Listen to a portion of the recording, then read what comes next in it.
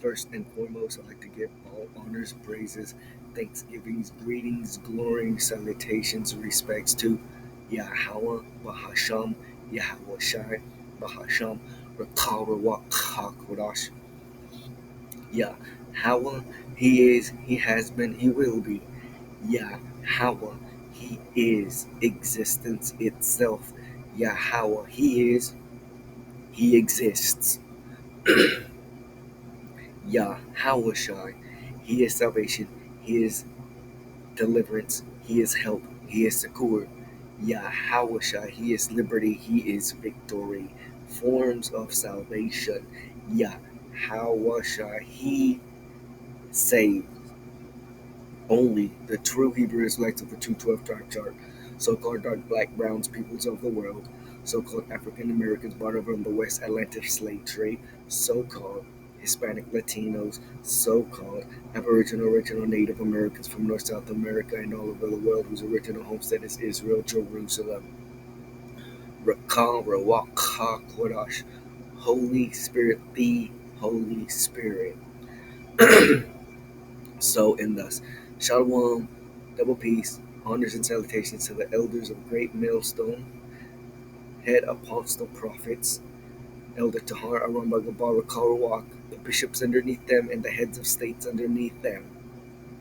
True leaders, guides of the 100% truth of the Torah, the Bible, the verses, the scripts of the Old Testament, the New Testament, and the Apocrypha. In the Paleo Hebrew, first and foremost. Koine Greek, then English, then supplemental languages and versions of the Bible to seek the truth. So, double peace on your salutations to the true head leaders of all of Israel, of the world, of the universe, under Adonai Yahushua, whom the world eagerly calls Jesus, and King David when they break through the clouds in a cloud, so-called UFOs, and establish truth, reality, salvation through destruction. So, and thus, shalom to the Akimat on the highways and byways, internet information, superhighway, pushing this truth and sincerity at the four corners of the earth. Brother Sharoth, one more time, like a broken record, until missiles, ICBM, thermonuclear, fiery indignation, wrath of Yahweh Yahushua hit Babylon the Great Mystery, Babylon, the bitch horse slut that sits on the beast in Revelation, and completely and utterly annihilates it, destroys it, and the people therein, saving only the true Hebrew Israelites, spiritual and genetic, spiritual and genetic, spiritual and genetic, true Hebrew Israelites. But no, before the hour of the temptation of the entire world, implementation of the RFID chip Neuralink, which is the MOTB mark of the beast. Any high technology inserted into any part of the body will get you a one-way ticket into the fiery furnace of the true, real, carnal, third-dimensional hell with actual fire, which is Babylon the Great, Mr. Babylon. America will be set on fire and every asshole in it. So, and thus, implementation of the temptation of the entire world, RFID chip Neuralink mark of the beast. And then while we are in the beginning and shit, maybe in the middle of World War III already, the true battle and fight will then immediately, if it hadn't already, commence after the implementation of the RFID chip Neuralink mark of the beast, thus getting the entire world in war. Russia with the rest of the world, except Israel, is going to go against America. Israel and America will be on one side. Russia and the rest of the world will be on the other side. I wonder who's going to win.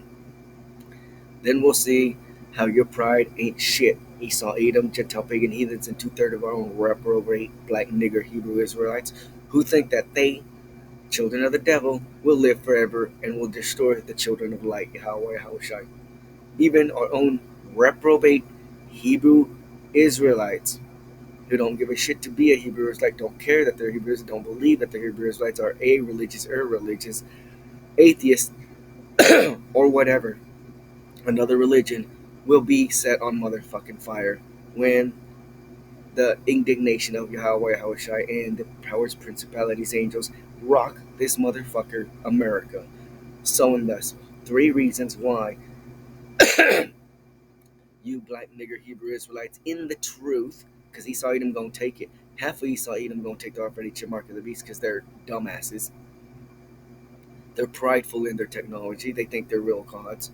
They think it's advancement. And the other half are going to reject it because they're all up Christianity's ass.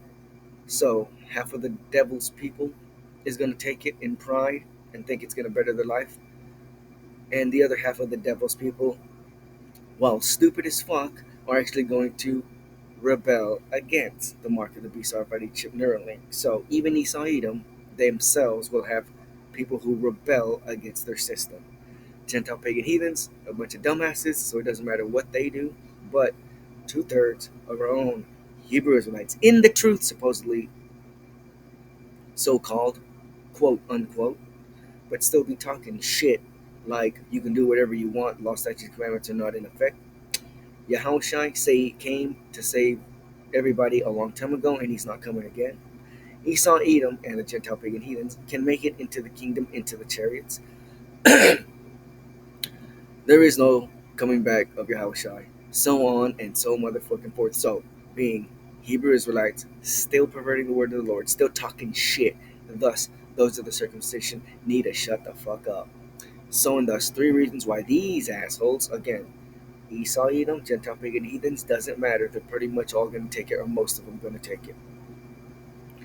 It's the Hebrew Israel and the Hebrew Israelite two-third assholes in the streets, in office buildings, doing whatever they want, not giving a shit about religion in general, and of course not the Hebrew Israelites' religion, which is their own religion, tradition, customs, they don't care about. So the average asshole two-third nigger is also going to get destroyed. I am referring, when I speak these precepts, to the dickheads and assholes who are in the truth, supposedly, know they're Hebrew Israelites, go to a camp, even might teach. I don't know how I was Internet Information Superhighway, but who are perverting the word of the Lord. And these are the three reasons why they're perverting the word of the Lord. And these are the same three reasons why they're going to take the already chip Neuralink mark of the beast, which half of them don't even believe is the mark of the beast, so they'll gladly take it. And the other half may believe that it is the mark of the beast, but they think that Yahweh is going to forgive them and still save them after they take it. Ass wrong, ass backwards. You niggas are going to get set on fucking fire. Yahweh, who in the world ignorantly calls God, is going to unalive most of his own people, Hebrew Israelites. Why? Genesis 3 and 6. And when the woman saw that the tree was good for food, and that it was pleasant to the eyes, and a tree to be desired, to make one wise, she took of the fruit thereof and did eat, and gave also unto her husband with her, and he did eat. Women shouldn't be doing a goddamn thing. And unto Adam he said, because thou hast hearkened unto the voice of thy wife. That was all he did. It didn't matter what she was talking about. It doesn't matter what the ideology or philosophy that Eve, which is being represented by the fruit, caused Adam to do or go off on. The very fact that she opened her fucking mouth and even asked for him to do something is ass wrong. If you think that you're hopefully like member brethren, if you think that you're meet for salvation and you have a bitch of a wife, and in somehow in your perverted soul you think that bitch of a woman is going to be on the chariots just because you're hopefully elect, I'm not going to say no, fellow brethren, because I'm not Yahweh, but I'm going to say that 99% you're not going to have your wife on the chariots. Ain't no one want a bitch on a chariot. Doesn't matter if it's your own fellow brethren's wife. No two-third will make it on the chariot, regardless of the relation to a hopeful elect. Now, if the two-third, we'll say, or if the unbeliever is not a complete devil and is trying to the best of their ability to live life right, and isn't completely living in reprobateness, then I can see that 1%. Maybe you have a 1% chance of your woman, in this case specifically, getting on a chariot because she ain't running her goddamn mouth talking shit. But again, not even Noah, not even Job, not even Jeremiah can bring or save their people. Because Yahweh said, not even if these three were to ask me, I still would only save these three and not any other people, roughly paraphrasing. So, and thus, the problem is women won't shut the fuck up. So, and thus, if you listen to your woman and you're supposedly a man in anything, you will be destroyed, you and that woman of yours. And unto Adam he said, because thou hast hearkened unto the voice of thy wife, because thou hast hearkened unto the voice of thy wife, and hast eaten of the tree of which I commanded thee, saying, thou shalt not eat of it, cursed is the ground for thy sake. Adamah, ground where Adam comes from, the word, as well as him. In sorrow shalt thou eat all of the days of thy life. 1 Timothy 2:12, but I suffer not a woman to teach nor to usurp authority over the man, but to be in silence. For Adam was first formed, as we just saw in Genesis, then Eve. Adam was not deceived, as we just saw in Genesis, but the woman being deceived was in the transgression. Women need to shut the hell up. And if you're a hopefully elect man, and you're not planning on taking the Almighty chip and early mark of the beast, and you're hoping to be saved on a chariot, if you don't control your woman, someone else will control her for you. If you don't like what I just said, you ain't in the truth. Philippians 3:19, whose end is destruction, whose Allah is their belly, and whose glory is their shame, who mind earthly things, whose end is thermonuclear destruction in Babylon, the great mystery Babylon, whose Allah power is their literal stomach, and whose glory is their shame, who mind earthly things because they're earthly, not heavenly. Numbers 11:5, the second reason you're going to take the Almighty chip and link, you reprobate Hebrew Israelites who believe that you're in the truth, but you're really not. Food. We remember the fish we did in Egypt. We did eat in Egypt freely. The cucumbers, the melons, the leeks, the onions, the garlics. Notice there's no unlawful food here. So, if this verse is meant to be a verse that is a negative verse against Hebrew Israelites, then in what way is it negative if all the food here is kosher? It's negative because gluttony is a sin. And you're not allowed to eat what you want when you want. You're not allowed to eat what you want when you want. Gluttony is a sin, and you niggers will find out the hard way. So, women, food, and money. Matthew 6:24. No man can serve two masters, for either he will hate the one and love the other, or else he will hold to the one and despise the other. Ye cannot serve Allah, Yahweh, wa Adonai, Yahushai, and money, mammon, a literal demon that you are literally worshiping, whether you're bowing down or not, whether you acknowledge it or not. When you fuck around and you think of money 24/7, you're a goddamn money worshiper. Doesn't matter who the fuck you is. Luke 16:13, no servant can serve two masters, for either he will hate the one and love the other, or else he will hold to the one and despise the other. You cannot serve money and God, Yahweh. And I'm running out of time, but you already know.